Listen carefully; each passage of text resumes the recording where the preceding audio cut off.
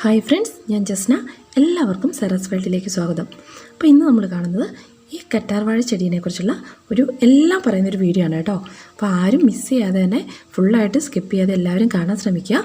കാരണം ഈ ഒരു സമയത്ത് നമുക്കിപ്പം നന്നായിട്ട് മഴ കിട്ടുന്നൊരു സമയമാണ്. അപ്പോൾ ഇതിൻ്റെ കൂടുതലായിട്ട് മഴവെള്ളം അല്ലെങ്കിൽ വെള്ളം ഈ ചെടിയുടെ ചുവട്ടിൽ വന്നിട്ടുണ്ടെങ്കിൽ നമ്മുടെ ഈ കറ്റാർവാഴ മുഴുവൻ നശിച്ചു പോകും കേട്ടോ.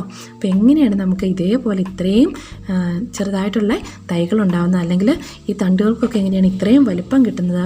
നന്നായിട്ട് നല്ല പരിചരണം, അതായത് ശരിക്കും പറഞ്ഞാൽ ഇതിനൊട്ടും പരിചരണം ആവശ്യമില്ല, എങ്കിലും നമ്മൾ കൊടുക്കേണ്ട കെയർ ഉണ്ടല്ലോ. അപ്പം അതെങ്ങനെയാണ് എന്നുള്ള കാര്യങ്ങളാണ് ഈ വീഡിയോയിൽ പറയുന്നത് കേട്ടോ. അപ്പം ശരിക്കും പറഞ്ഞാൽ ചെറിയൊരു വോയിസിൻ്റെ പ്രശ്നം ഉണ്ടാവും, കാരണം നന്നായിട്ട് പുറത്ത് മഴ പെയ്യുന്നുണ്ട്, അതുകൊണ്ടാണ് കേട്ടോ. അപ്പോൾ ഈ കറ്റാർവാഴ എന്ന് പറയുന്നത് ശരിക്കും ഒരു സർക്കുലൻ പ്ലാന്റ് ആണ്. ആ സർക്കുലൻ പ്ലാന്റ് ആയതുകൊണ്ട് ഇതിൻ്റെ ലീഫിൽ മുഴുവൻ, ഇലകളിൽ മുഴുവൻ ഇത് വെള്ളം സംഭരിച്ചു വെക്കും. അപ്പോൾ നമ്മൾ ശ്രദ്ധിക്കേണ്ടതെന്ന് വെച്ചാൽ മഴവെള്ളമൊന്നും ധാരാളം ഇതിൻ്റെ ചുവട്ടിൽ കെട്ടിക്കിടക്കാൻ വരരുത്. അതായത് കെട്ടിക്കിടന്നിട്ടുണ്ടെങ്കിൽ നമ്മൾ ഇതിൻ്റെ വേരുകളെല്ലാം ചീഞ്ഞു പോവും. അപ്പോൾ നമ്മൾ ഇതിൻ്റെ പോട്ടി മിക്സ് തയ്യാറാക്കുമ്പോൾ ഒരു കാരണവശാലും ഈ കളിമണ്ണ് പോലെ അല്ലെങ്കിൽ കട്ട് കെട്ടിയിരിക്കുന്ന മണ്ണോ അല്ലെങ്കിൽ ഈ ചെമ്മണ്ണെന്നൊക്കെ പറഞ്ഞിട്ടില്ല അങ്ങനെയുള്ള മണ്ണുകളൊന്നും എടുക്കാതെ നല്ല ചരൾ കൂടിയ മണ്ണുകൾ, അതായത് മണൽ കൂടിയ അല്ലെങ്കിൽ ചരൾ കൂടിയ, പിന്നെ ഇതിന് ഏറ്റവും നന്നായിട്ട് ഇതിന് വളരുന്നത് നമ്മുടെ മിനിച്ചേച്ചി പറഞ്ഞ പോലെ പൂപ്പായൽ എന്താണെന്ന് എല്ലാവർക്കും അറിയാം. ഇപ്പോൾ നമുക്ക് കിട്ടുന്ന ഇപ്പോൾ ഇഷ്ടംപോലെ മഴയൊക്കെ പെയ്ത് കഴിഞ്ഞപ്പോഴത്തേനും നമ്മുടെ മുറ്റത്തിൻ്റെ സൈഡിലോ ഇപ്പോൾ ഇങ്ങനെ പിന്നെ അതേപോലെ തന്നെ ടെറസിലൊക്കെ ആണെങ്കിലും നന്നായിട്ട് പായലുണ്ടാവും. അപ്പോൾ പായലും കുറച്ച് മണലും കൂടെ കൂടിയിട്ടായിരിക്കും, അതായത് നമ്മുടെ സിമെൻറ്റിൻ്റെയൊക്കെ ആ മണലും കൂടെ കൂടിയിട്ട് നമ്മുടെ ടെറസിലിങ്ങനെ വന്ന് വീണ് കിടപ്പുണ്ടാവും. അത് നമുക്കിങ്ങനെ തോണ്ടി കൂട്ടിയിട്ട് അത് നമുക്ക് മിക്സ് ചെയ്തിട്ട് നമുക്ക് പോട്ടി മിക്സ് തയ്യാറാക്കാം. അപ്പം ആ ഒരു പോട്ടി മിക്സിൽ നമ്മുടെ ഈ ചെറിയ തൈകൾ പറിച്ച് നടുകയാണെങ്കിൽ നന്നായിട്ട് വലിയ പ്ലാന്റിൽ നിന്ന് നമുക്ക് തൈകൾ ഉണ്ടാക്കിയെടുക്കാം. കാരണം ശരിക്കും പറഞ്ഞിട്ടുണ്ടെങ്കിൽ ഈ ഒരു നമ്മുടെ കറ്റാർ വാഴയിൽ നിറച്ചും കുഞ്ഞു തൈകൾ ഉണ്ടാകുന്നത് ഇതിൻ്റെ വേരിൽ നിന്നാണ്. അപ്പം നടുമ്പോൾ ഒരു കാര്യം എല്ലാവരും ശ്രദ്ധിക്കണം, ഒരു കാരണവശാലും നമ്മൾ അതിൻ്റെ മൂട് ഭാഗമല്ലേ ആ ഒരു ഭാഗം മാത്രം ഇറക്കി വെക്കണം. അതായത് അതിൻ്റെ വേര് തുടങ്ങുക, അല്ലാതെ തൈയുടെ ആ ലീഫ് തുടങ്ങുന്ന ഭാഗം ഒരു കാരണവശാലും മണ്ണിലോട്ടിങ്ങനെ താത്തി വെക്കരുത്. അങ്ങനെ താത്തി വെച്ചിട്ടുണ്ടെങ്കിൽ ചെടികൾ ചീഞ്ഞു പോകും. ഇതുകൊണ്ടോ ഇതിൻ്റെയൊക്കെ ചുവട്ടിൽ നിറച്ചും തൈകളാണ്. അപ്പോൾ ഈ തൈകളൊക്കെ മുഴുവൻ കിട്ടിയത് നല്ല ഇളക്കമുള്ള മണ്ണാണ് ഞാൻ കൊടുത്തിരുന്നത്. പിന്നെ ഇതിൻ്റെ വെള്ളത്തിൻ്റെ കാര്യം നമ്മൾ ആദ്യമേ പറഞ്ഞു. ഇതിന് ഒരു ദിവസം വെള്ളം ഒഴിച്ചില്ലെങ്കിൽ ഒരു കുഴപ്പമില്ല കേട്ടോ, അതിൻ്റെ ചുവട്ടിൽ വെള്ളം ഉണ്ടാവും. പിന്നെ വളപ്രയോഗം പറയുകയാണെങ്കിൽ ഈ ചെടിക്ക് അധികം വളപ്രയോഗം കൊടുക്കേണ്ട ആവശ്യമില്ല. ഞാൻ അത്യാവശ്യം കൊടുക്കുന്നതെന്ന് വെച്ചിട്ടുണ്ടെങ്കിൽ നമ്മുടെ ഇപ്പം നൈട്രജൻ്റെ അങ്ങനെ എന്തെങ്കിലും കുറവ് പോലെ തോന്നിയാൽ അത് ഞാൻ പറയാം എന്താ കാരണം എന്ന് ഞാൻ കാണിച്ചു തരാം. അത് ഞാൻ നമ്മുടെ ഈ വീഡിയോയിൽ എൻ്റെ ഒരു പ്ലാന്റിന് ഇങ്ങനെ നൈട്രജൻ്റെ ഇത് കുറവ് കണ്ടു, അപ്പോൾ അത് ഞാൻ എന്താ ചെയ്തതെന്ന് കാണിച്ചു തരാം. അപ്പോൾ പിന്നെ സാധാരണ ഞാൻ കൊടുക്കുന്നത് മറ്റുള്ള ചെടികൾക്ക് കൊടുക്കുമ്പോൾ എന്തെങ്കിലും ഈ ലിക്വിഡായിട്ടുള്ള ഫെർട്ടിലൈസർ എന്തെങ്കിലും, അല്ലെങ്കിൽ നമ്മുടെ ചാണകപ്പൊടിയോ അല്ലെങ്കിൽ നമ്മുടെ പഴത്തൊലി ഒന്ന് ചെറുതായിട്ടൊന്ന് പുളിപ്പിച്ച് നന്നായിട്ട് നേർപ്പിച്ചിട്ട്, നമ്മൾ ചാണകമാണെങ്കിലും പച്ചച്ചാണകം കൊടുക്കുമ്പോൾ നന്നായിട്ട് നേർപ്പിച്ചിട്ട് നമ്മളിതിൻ്റെ ചുവട്ടിലൊഴിച്ച് കൊടുക്കാൻ ശ്രദ്ധിക്കണം. ഇല്ലെങ്കിൽ അധികം വെള്ളമായിട്ട് ചീഞ്ഞു പോകാനുള്ള ചന്ത. ഒരു കാരണവശാലും കട്ട പിടിച്ചിട്ട് ഇരിക്കരുത് നമ്മൾ ചുവട്ടിൽ കേട്ടോ. അങ്ങനെ കട്ട പിടിച്ചിട്ടുണ്ടെങ്കിൽ നമ്മുടെ ഈ ചെടിക്ക് വേരോട്ടം ഉണ്ടാവില്ല. വേരോട്ടം ഉണ്ടായെങ്കിൽ മാത്രമേ നമുക്ക് പുതിയ തൈകൾ വരുള്ളൂ. ഇതാണോ ഇതിൻ്റെ ഇലകൾക്കൊക്കെ നോക്കി ഒരു കറുപ്പ് പോലെ, അത് സൂര്യപ്രകാശം കൂടുതലുള്ളതുകൊണ്ടാണ്. കൂടുതലായിട്ട് ഇങ്ങനെ വന്നിട്ടുണ്ടെങ്കിൽ ഇതിൻ്റെ ഇങ്ങനെ ഈ കറുപ്പ് ഷെയ്ഡ് കയറിയിട്ട് ബാക്കിയുള്ള ഭാഗത്തേക്ക് മുഴുവൻ, ഇതിപ്പോൾ ഞാൻ പുറത്താണ് നട്ടേക്കുന്നത്, ഇതിൻ്റെ സൈഡിൽ കണ്ടോ കുറേ ഇഷ്ടം പോലെ പൂപ്പായലും ഉണ്ട്. അതൊക്കെ ഇങ്ങനെ നമുക്ക് ചിരണ്ടി കോരിയിട്ട് നമുക്ക് പോട്ടി മിക്സ് തയ്യാറാക്കാൻ എടുക്കാം കേട്ടോ. നോക്കിക്കേ, ഇതൊക്കെ ഞാൻ അങ്ങനെ പറിച്ച് മാറ്റി നട്ട് ഇതിൽ നിന്ന് നമുക്ക് കിട്ടിയ തൈകളാണ്. ഇഷ്ടം പോലെ ഉണ്ട് കേട്ടോ, കുറേ തൈകളുണ്ട്. അപ്പോൾ നമുക്കത് ഈ ഒരു ഇപ്പം എണ്ണ കാച്ചാനോ അങ്ങനെ മുഖസൗന്ദര്യത്തിന്, അതായത് സൗന്ദര്യ വസ്തുക്കൾക്കൊക്കെ നമുക്ക് എടുക്കാവുന്നതാണ്. പിന്നെ അതേപോലെ നമ്മൾ ചെടികളൊക്കെ നടുന്ന സമയത്ത് ചെടികൾക്കൊക്കെ റൂട്ടിംഗ് ഹോർമോണൊക്കെ ആയിട്ട് നമ്മളിത് ഉപയോഗിക്കും. പക്ഷേ ഉപയോഗിക്കുമ്പോൾ നമ്മൾ എടുക്കുന്ന സമയത്തൊരു കാര്യം ശ്രദ്ധിക്കണം, ഇത് നമ്മൾ മുറിച്ചെടുക്കുമ്പം ഇതിനകത്തൊരു മഞ്ഞ കളർ ദ്രാവകം വരുന്നതാണ്.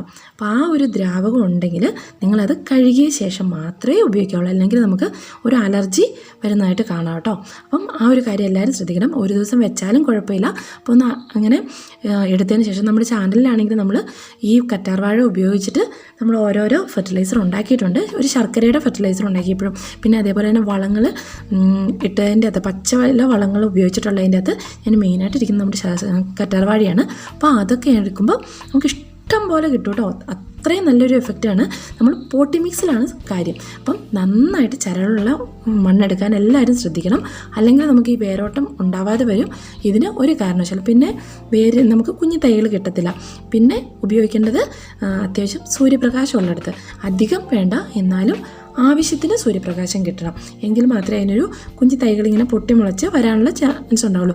പിന്നെ വലിയ കെയറൊന്നും കൊടുക്കണ്ട, ഇത് തന്നെ അങ്ങ് വളർന്നോളൂ കേട്ടോ. പിന്നെ ഒരു ചുവട്ടിലാണെങ്കിൽ നമ്മൾ ഇതേപോലെ ഇങ്ങനെ കുറേ തൈകളൊന്നും വെക്കാൻ പാടില്ല. ഇതിപ്പോൾ ഇങ്ങനെ ഉണ്ടായിപ്പോയി, അതെനിക്ക് പറിച്ച് മാറ്റി നടണം. അതിന് സമയം കിട്ടാത്തതുകൊണ്ടാണ് അത് ചെയ്യാതിരുന്നത്. അപ്പോൾ നമ്മൾ അത് ഒരു ചുവട്ടിൽ ഒരു 2-3 തൈകൾ, അല്ലാതെ അത് കൂടുതൽ വന്നിട്ടുണ്ടെങ്കിൽ അതിന് വേരോട്ടം പറ്റത്തില്ല. അതുകൊണ്ട് തന്നെ നമുക്ക് ഒരു 2-3 ഇലകളുള്ള കുഞ്ഞു തൈകൾ അതിൻ്റെ ചുവട്ടിൽ ഉണ്ടാകുമ്പോൾ തന്നെ നമുക്കത് മാറ്റി വേറൊരു ചട്ടിയിലോട്ട് മാറ്റി നടാവുന്നതാണ് കേട്ടോ. അപ്പോൾ അങ്ങനെ നമുക്ക് ഇഷ്ടം പോലെ ഇത് നമുക്ക് വേണമെങ്കിൽ വിൽക്കാനുള്ള ചാൻസ് നിങ്ങൾക്കുണ്ടെങ്കിൽ അങ്ങനെ പറ്റും. അപ്പം ഞാൻ കുറേ പേര് പലരും ഇതിന് മുമ്പത്തെ വീഡിയോകളിലാണെങ്കിലും കുറേ പേര് ചോദിച്ചിട്ടുണ്ടായിരുന്നു, ചേച്ചി ഇങ്ങനെ തൈകളൊക്കെ സെയിൽ ചെയ്യുന്നുണ്ടോ എന്നൊക്കെ. പക്ഷേ ഇല്ല കേട്ടോ, അങ്ങനെ ഞാൻ തൈകൾ കൊടുത്തിട്ടുണ്ട് എങ്ങനെ അതിൻ്റെ കാര്യങ്ങളെക്കുറിച്ചൊന്നും അറിയില്ലാത്തതുകൊണ്ട് അങ്ങനെ കുറച്ച് ദൂരെയാണ്. അപ്പോൾ അതുകൊണ്ട് അങ്ങനെ ഒരു കാര്യം ഞാൻ ചെയ്തിട്ടില്ല.